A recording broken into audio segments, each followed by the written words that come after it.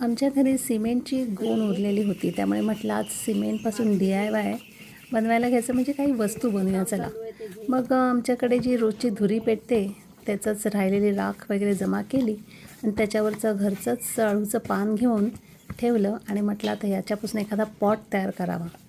आमच्या ताई तोपर्यंत सिमेंट मिक्सर करत होत्या.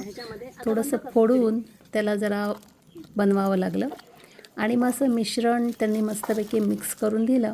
तोपर्यंत आमची इथे रॉक्सी, खंडू, गाई सगळ्या छानपैकी मध्ये मध्ये आम्हाला बघत होत्या चारा खातोय.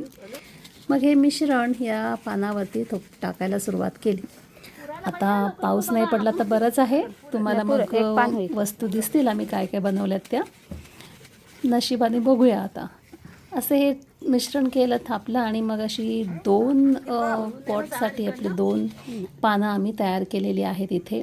त्यानंतर मग दुसरा असं एक DIY म्हणजे असा एक कपडा पूर्ण राहिलेला एक वेगळाच, त्याच्यामध्ये सिमेंट टाकून आम्ही घालून घेतला, असा उपडा ठेवला आहे त्या बाटलीवरती.